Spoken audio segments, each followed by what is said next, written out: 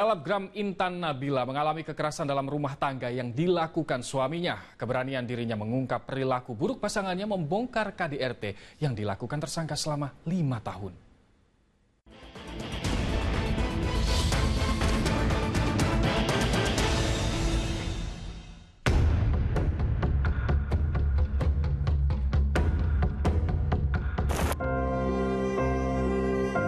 Selebgram Intan Nabila memastikan tetap melanjutkan proses hukum terkait KDRT yang dialaminya kendati tersangka meminta pencabutan laporan.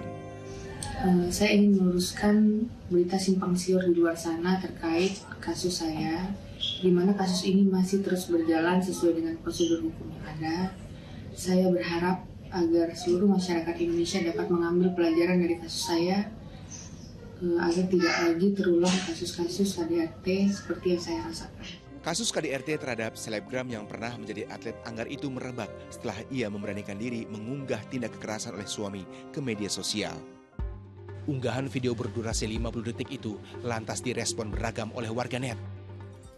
Menindaklanjuti video KDRT yang merebak di jagat maya, aparat Polsek Sukaraja dan Mapolres Bogor mendatangi lokasi kejadian di Desa Cikeas, Bogor, Jawa Barat dan mengevakuasi korban serta ketiga anaknya. Intan dibawa ke RSUD Cibinong untuk divisum serta pengobatan luka lebam akibat penganiayaan. Dari jam berapa ke sini? Tadi kan sore ya. Ini masukin. Sedangkan suaminya, yaitu Armor Tereador, yang sempat kabur, ditangkap polisi di sebuah hotel di Jakarta Selatan. Pria berusia 29 tahun yang ditetapkan sebagai tersangka itu mengakui seluruh perbuatannya. Terungkap, Armor bukan kali pertama menganiaya istrinya. Pengusaha muda itu diduga sudah 5 kali melakukan KDRT sejak tahun 2020. Apakah yang kamu lakukan itu selama 5 kali di depan anakmu pernah terjadi? Pernah, tapi kebanyakan berdua sih. Jengkel ditegur sang istri setelah ketahuan menonton video porno menjadi dalih tersangka menganiaya. Tersangka ketahuan menonton video porno hasil pemeriksaan. Tersangka, namun kami ingin menggali pemeriksaan dari korban. Karena kemarin faktor psikologinya masih trauma.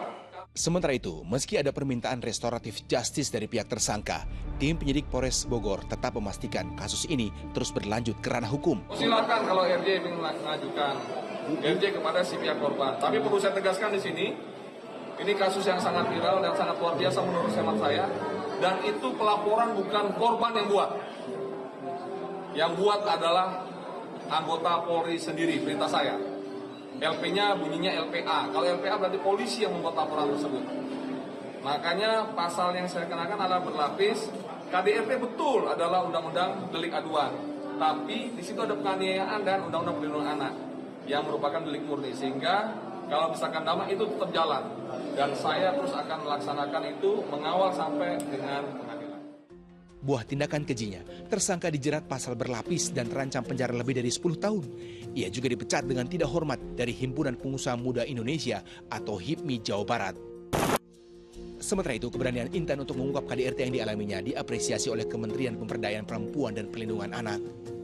Kejadian KDRT ini biasanya sering berulang, tapi tidak berani melaporkan kepada pihak-pihak yang berwenang untuk melakukan penanganan kekerasan, sehingga dalam kasus yang dialami oleh korban tentunya apresiasi sudah berani melaporkan kasus-kasus kekerasan yang dialami.